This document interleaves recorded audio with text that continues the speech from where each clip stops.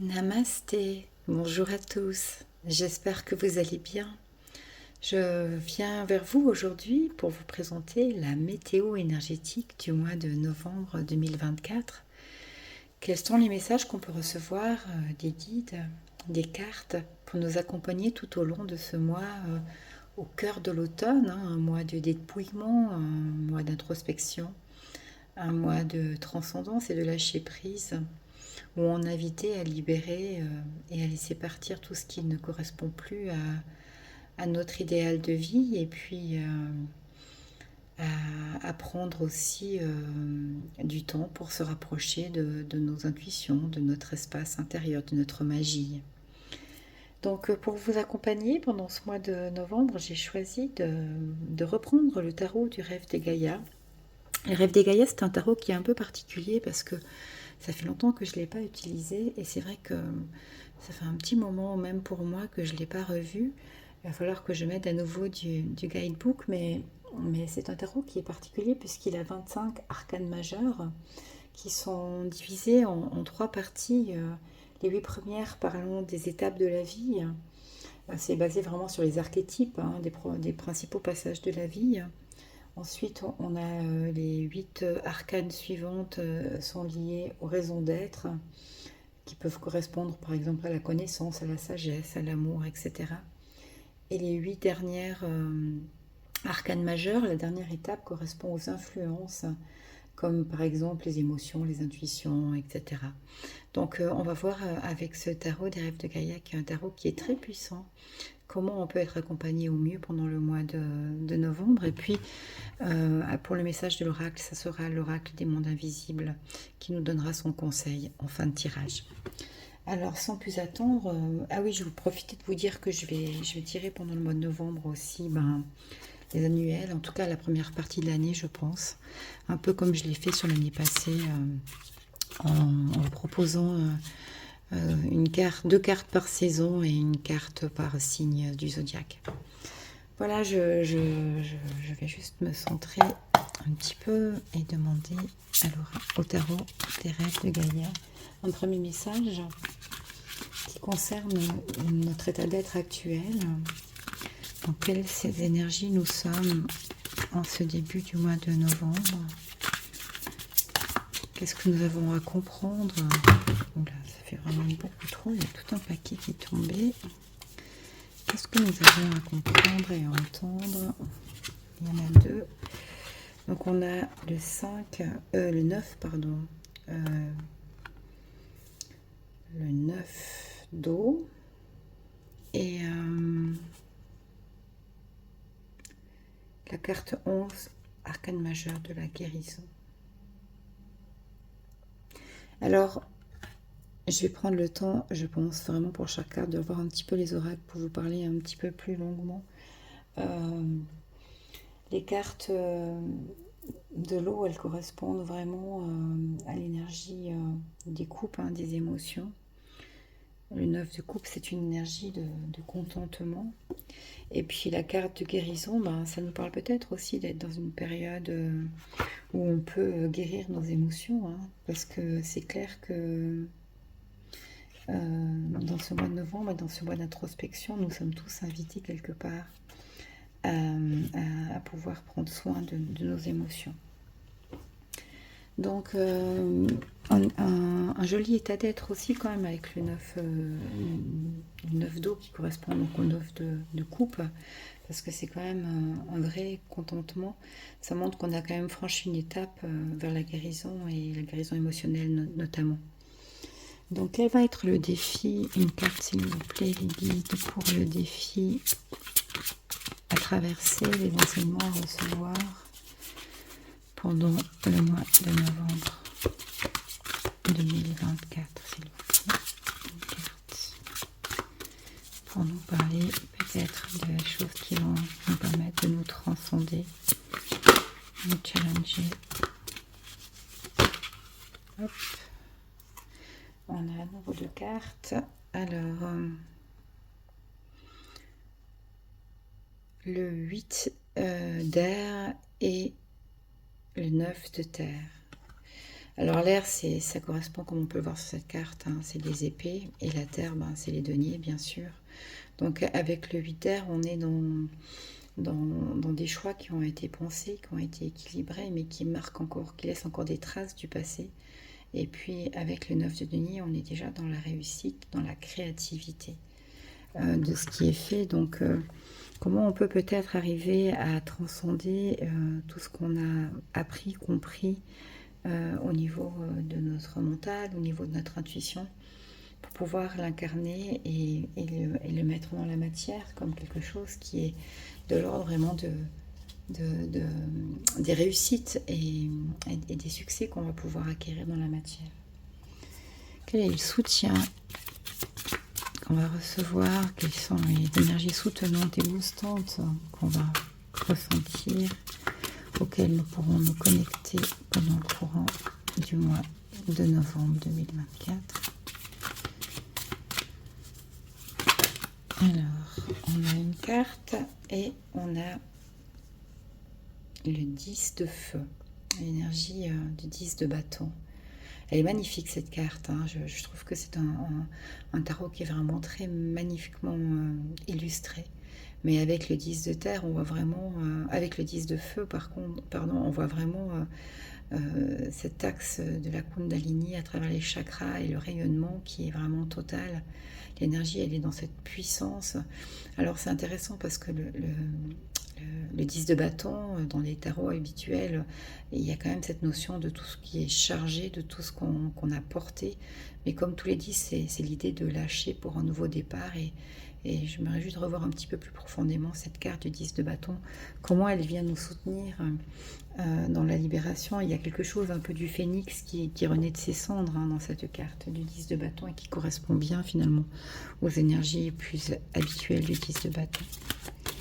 Et le conseil, dernier conseil des cartes, des guides pour traverser et vivre au mieux ce mois de novembre, qui nous amène de plus en plus vers la fin de l'année.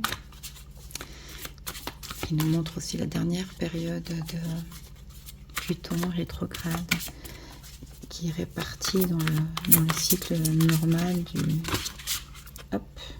du Capricorne pour nous amener ces dernières leçons.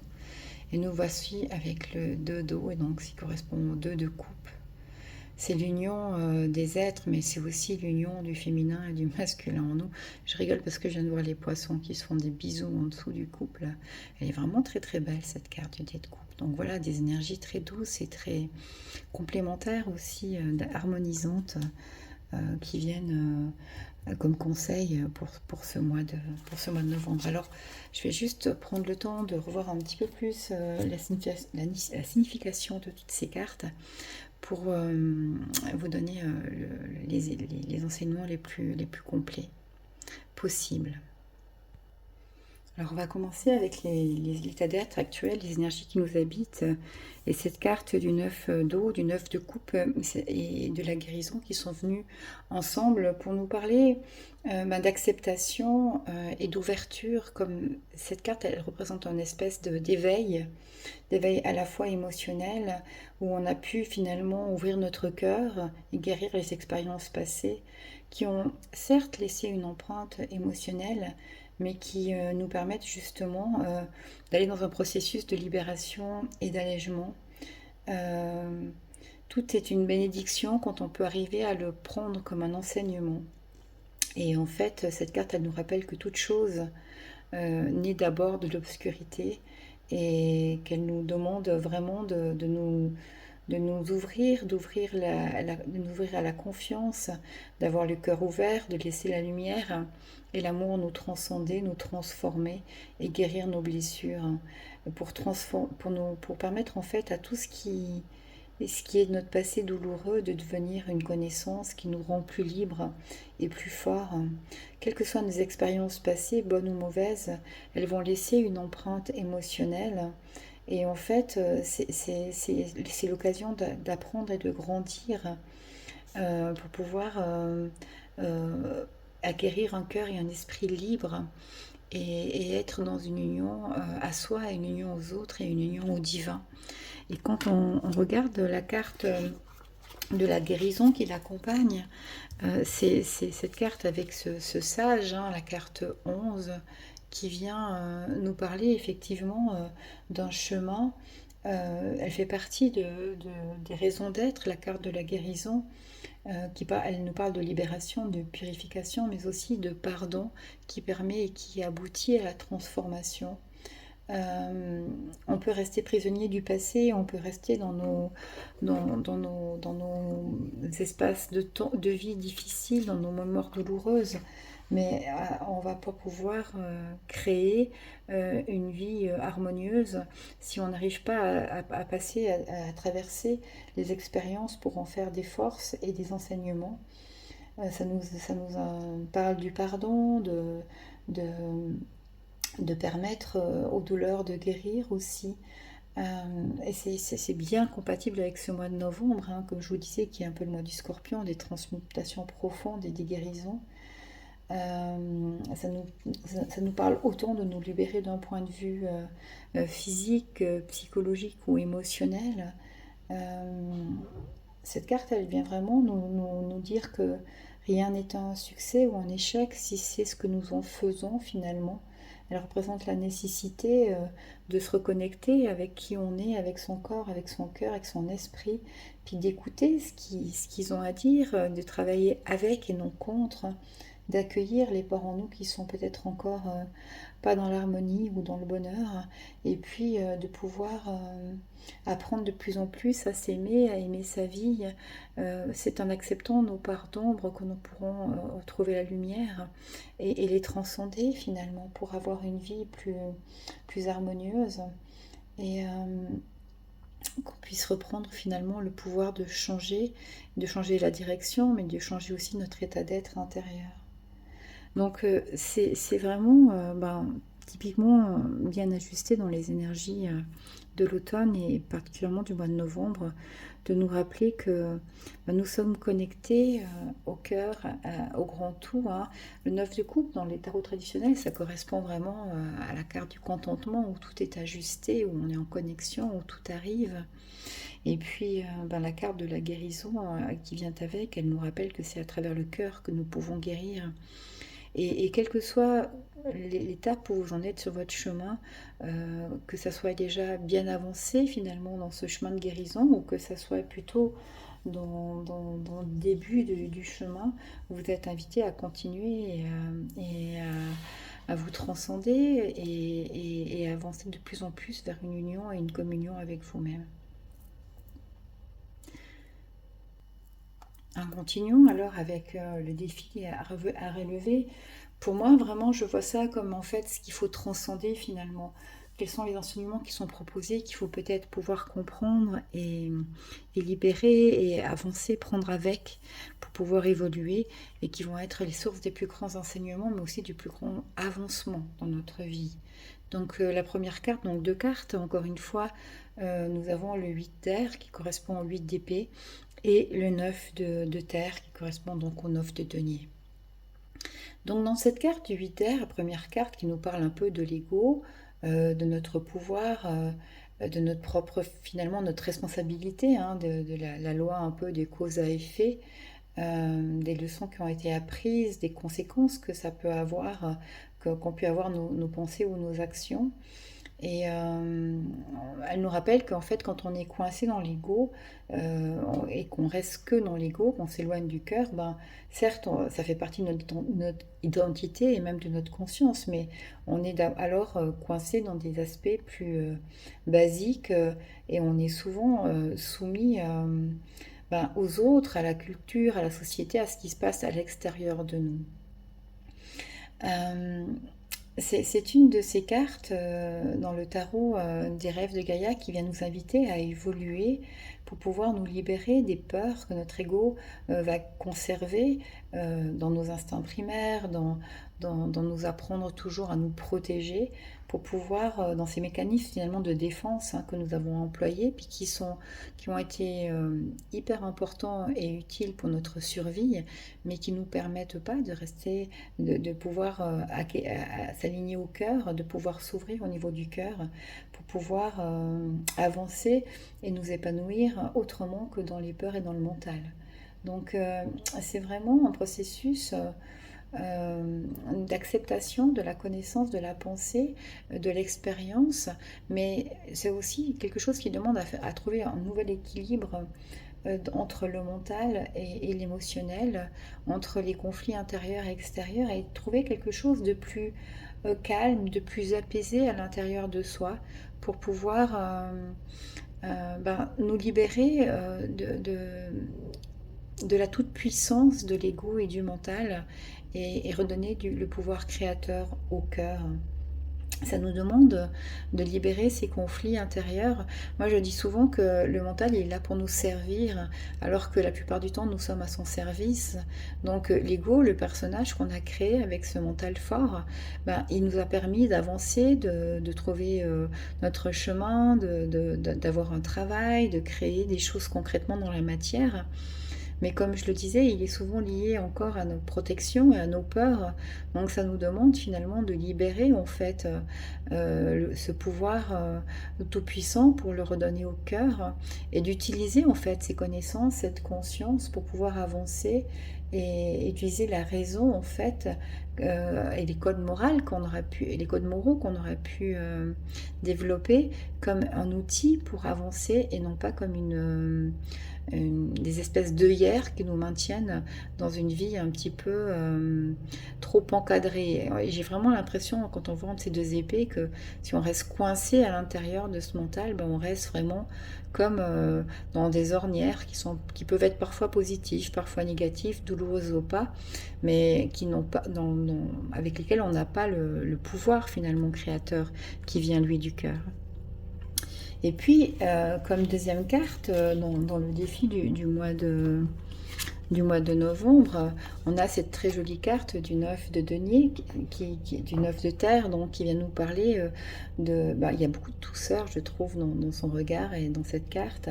Elle vient nous parler de générosité, d'altruisme, de la loi du donner et du recevoir, mais aussi de la bienveillance et de l'humilité. Donc en fait, cette carte qui représente vraiment l'harmonie de l'existence entre ce qui est à l'intérieur et ce qui est à l'extérieur. Qu'est-ce qui nous permet d'être heureux? Quelle est la créativité dans laquelle on fait preuve? Et que le cœur est au cœur de l'abondance. C'est de là que vient la véritable finalement prospérité. Dans les possessions matérielles qu'on peut avoir, c'est sûr qu'on peut être encore rassuré et la vie peut être plus facile quand on a des biens matériels et qu'on peut se permettre d'avoir de l'argent pour nous faire plaisir.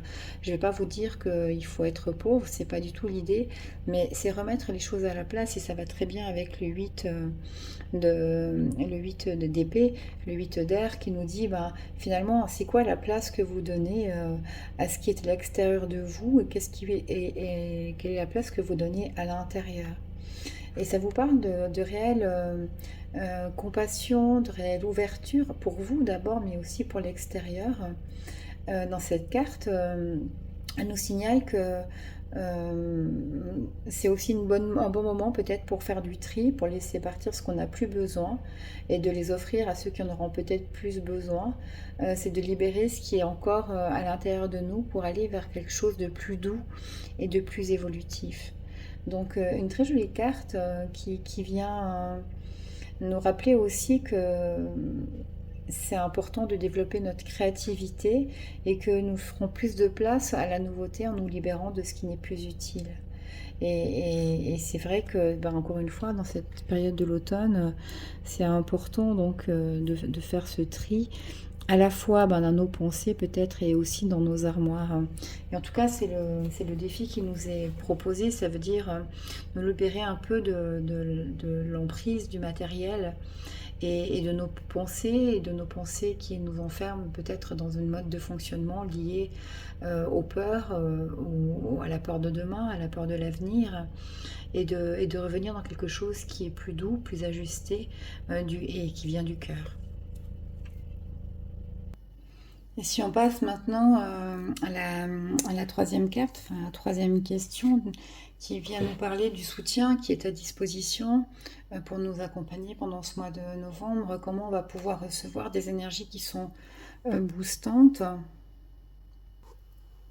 Excusez-moi, j'ai juste répondu à une sonnette. Donc, pour ces énergies qui nous accompagnent, qui nous aident et qui nous soutiennent pendant le mois de novembre, nous avons cette magnifique carte du 10 de feu. Alors, ça correspond bien sûr au 10 de bâton dans les tarots traditionnels. Et je trouve que la signification et les explications dans ce tarot des rêves de Gaïa est un petit peu différente parce qu'elle nous parle surtout de maîtrise.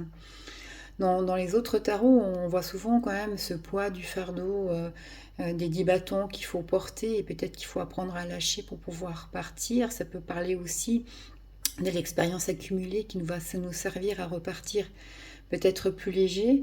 Mais dans cette carte, elle nous parle surtout d'action et d'évolution, d'illumination, d'être un travailleur de lumière, de maîtriser à la fois notre art et aussi notre être, de reprendre les rênes et le pouvoir dans sa vie, de prendre la responsabilité de nos actes aussi, et puis de ne pas être esclave des choses extérieures. Donc c'est ce qu'on avait dans le défi tout à l'heure, et ne pas se donner des excuses pour ne pas changer, pour ne pas avancer, mais plutôt faire tout ce qu'on peut pour mettre notre esprit en œuvre, à disposition dans la vie. C'est vraiment le symbole de la maîtrise. Et on ne parle pas seulement de la compétence de quelque chose qu'on aurait acquis, la maîtrise d'un art ou d'un travail, d'un savoir-faire, mais aussi la maîtrise de soi. Ça veut dire se connaître soi et se servir de cette connaissance finalement pour une meilleure compréhension du chemin à faire, de la direction à aller et de ce qui nous est nécessaire, de nos besoins pour avancer. C'est comment on peut aussi manier le pouvoir, donc le pouvoir qui vient d'une intention claire et qui demande d'avoir l'esprit libre et le corps ouvert. Dans cette carte, ça nous parle aussi que c'est le moment vraiment de reprendre, de prendre en charge notre vie en fait, de reprendre la maîtrise, mais de ne plus se laisser influencer ou contrôler par des forces extérieures, que ce soit les autres, que ce soit nos dirigeants, nos patrons, notre famille, nos amours, etc. Mais de trouver en fait des ressources pour avancer, même dans le côté un peu pratico-pratique au quotidien. Par exemple, vous avez envie d'écrire ou de devenir écrivain, ben, le 10 de feu il va vous dire, ben, ok, consacre du temps tous les jours un petit peu pour apprendre des techniques d'écriture, ou pour apprendre du solfège si tu veux être musicien, ou si tu veux simplement à construire une maison, ben, à apprendre les b.a.-ba de l'architecture ou du dessin. Chaque fois qu'on a des envies ou des besoins qui ne sont pas satisfaits et qu'on attend que ce soit l'extérieur qui les satisfasse, ben on va avoir beaucoup de déceptions. Je ne suis pas en train de vous dire qu'on doit apprendre tout et devenir dans le contrôle de tout, au contraire. Mais c'est vraiment ressentir qu'est-ce qui est ajusté pour nous et comment on peut devenir vraiment le propre maître sur son chemin pour avancer de plus en plus dans la bonne direction et créer une vie qui nous corresponde. Ça implique quand même de la discipline et de se fixer aussi des fois des défis et des buts et d'y parvenir. Donc effectivement, ça demande d'avoir peut-être revenir à une certaine humilité et lâcher un petit peu le pouvoir de l'ego pour aller créer là où c'est le plus ajusté pour nous. Et si on continue avec la dernière carte, conseil des guides, qui est la carte du dos de coupe, magnifique carte qui vient nous parler d'intimité, bien sûr, de proximité, mais aussi d'engagement, d'égalité, d'union, que ce soit avec les autres ou en soi. Cette carte, elle nous invite à dépasser la codépendance, à mettre de côté un peu les jugements, les critiques, pour pouvoir revenir au un, que ça soit une relation qui dépasse le côté duel pour aller dans quelque chose d'un amour plus profond, plus réciproque, basé sur la confiance, sur le respect, sur des intérêts ou des valeurs partagées, mais aussi c'est la rencontre de l'esprit ou du cœur, hein, c'est la rencontre du féminin, du masculin, de toutes les polarités qui sont en soi, et pour pouvoir vivre une relation harmonieuse avec l'autre, ça demande d'avoir trouvé cette harmonie d'abord à l'intérieur de nous. L'union de deux cœurs et de deux esprits sont pas faits pour se compléter, mais plutôt pour partager deux pleins ensemble, pour s'enrichir mutuellement et améliorer la vie de chacun, mais non pas en cherchant chez l'autre ce qui nous manque chez nous. Et en fait, cette carte, elle nous rappelle que c'est en allant nous remplir de nos propres besoins, en étant conscient que l'autre est là pour nous accompagner sur le chemin, mais pas pour combler nos lacunes ou nos manques, que nous pouvons avancer main dans la main. Alors ça peut être avec un autre, un compagnon, une partenaire, etc., une personne qui va partager votre vie, mais ça peut être aussi un partenariat au travail, ça peut être une nouvelle communauté, ça peut être la famille, quelle que soit la relation qui peut être représentée par ce deux couple, ça vous demande de prendre soin de vous et d'être entier pour pouvoir offrir le meilleur de vous et recevoir le meilleur de l'autre. Euh, ça demande de prendre ses propres responsabilités aussi dans ses choix et dans ses actes pour que la relation soit pleine de conscience et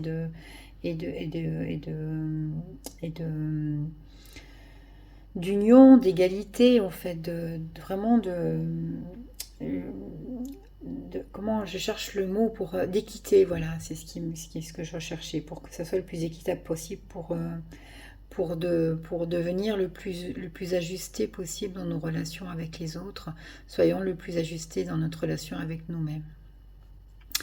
Donc, si je fais un petit peu le bilan de ce tirage et de cette météo du mois de novembre, on voit que on est vraiment dans une étape importante de guérison, hein. On a les connaissances. Pour moi, vraiment, cette carte du 9 de coupe, elle nous dit qu'on a la connexion, la connexion au cœur et l'illumination nécessaire. On a fait le chemin nécessaire pour acquérir vraiment la guérison.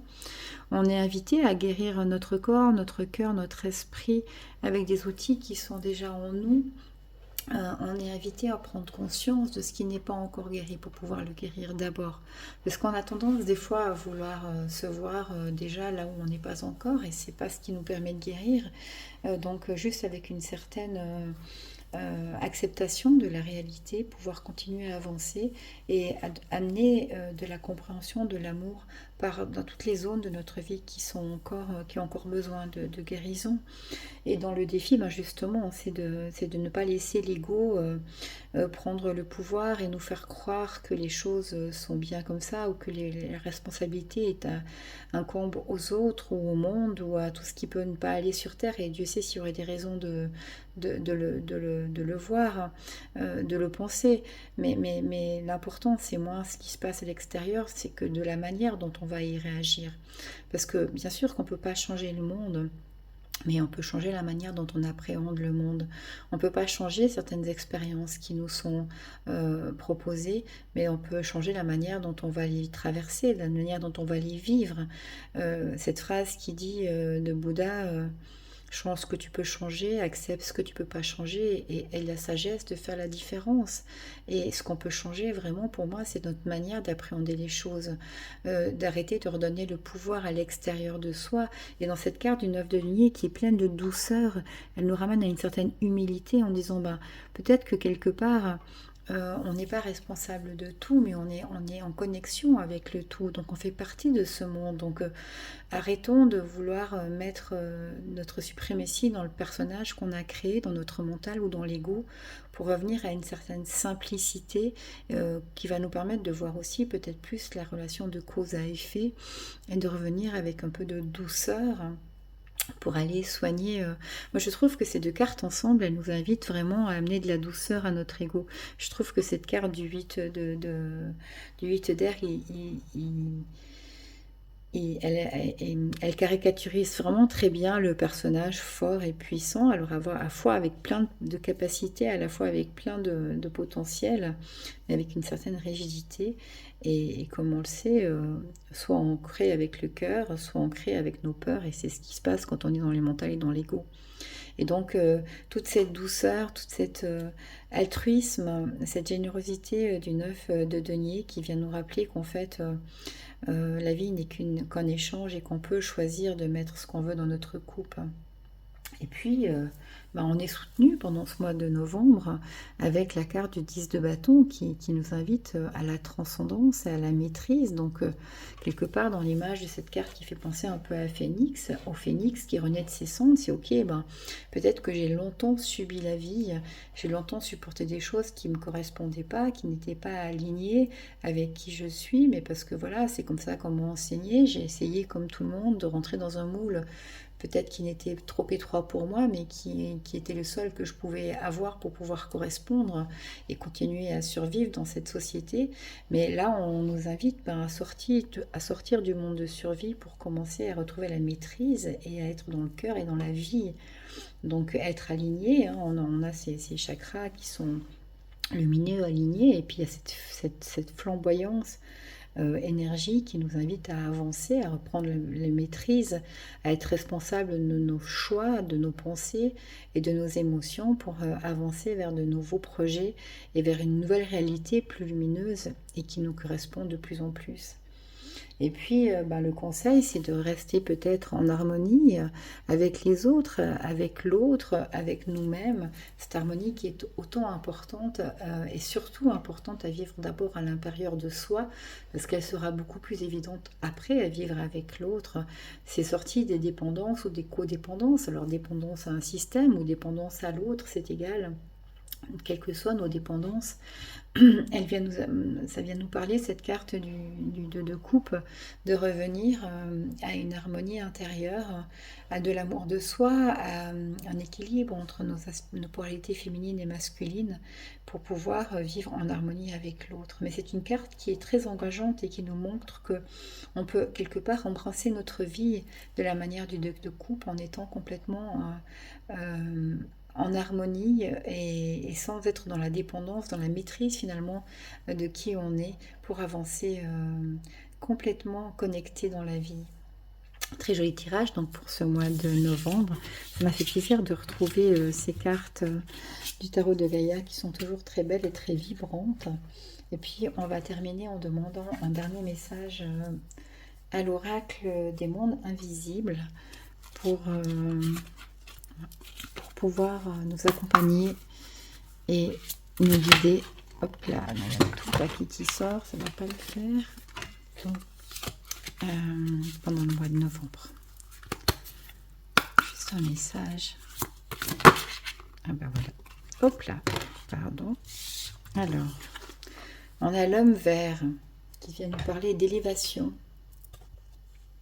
qui vient nous parler de pic énergétique et de fertilité.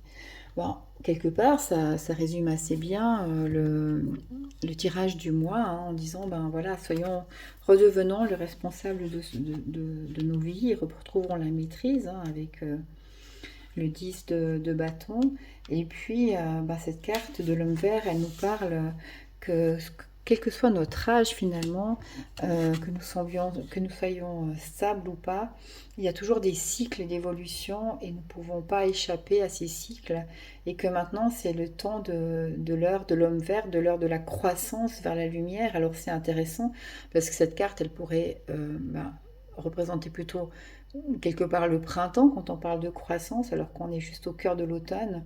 Mais elle nous parle que c'est la nature en nous qui s'élève. C'est un peu comme le réveil du printemps, effectivement, où les graines incitent la sève à s'éveiller. Là, on est invité, même si on n'est pas au printemps, à aller plonger à l'intérieur et mettre ces graines de lumière à l'intérieur On a passé un temps peut-être de calme et de contemplation, et maintenant c'est important de laisser quand même des idées, et de laisser les conseils de l'homme vert de nous aider à avancer, à choisir comment mieux croître et évoluer. Et c'est intéressant que cette carte qui correspond vraiment aux énergies plutôt du printemps vienne vers nous en automne, parce que ça nous rappelle à quel point c'est important de semer des graines pour pouvoir les laisser naître au printemps. Cette carte, elle nous dit: ouvre-toi, évolue, grandis avec toi et avance dans la lumière. Donc, magnifique message. Et pour pouvoir s'épanouir et grandir au printemps, ça implique que nous posions et que nous semions les graines les plus ajustées, les plus lumineuses, que nous laissions le temps de l'hiver, de la purification passer pour pouvoir renaître tel sphinx dans une nouvelle version au printemps. Donc voilà, on est encouragé, quoi qu'on fasse actuellement, à évoluer. Et comme je le dis souvent ces derniers temps, ça devient plus difficile de résister que d'avancer. Alors soyons forts, soyons libres, osons-nous nous lancer dans une version différente, vers l'inconnu. C'est seulement quand on est dans l'air qu'on sait qu'on a des ailes. Et en général, tout le chemin qu'on a fait nous permet de nous élancer avec un peu plus de courage, parce qu'il en faut effectivement pour affronter ces changements. Mais aujourd'hui, ça devient plus facile de se lancer dans le vide vers l'inconnu que de résister et de vouloir freiner des deux pieds pour rester dans des zones de confort qui sont plus si confortables que ça. Je vous souhaite un magnifique mois de novembre à tous. Je vous embrasse du fond du cœur. Je vous envoie plein d'amour. Namasté.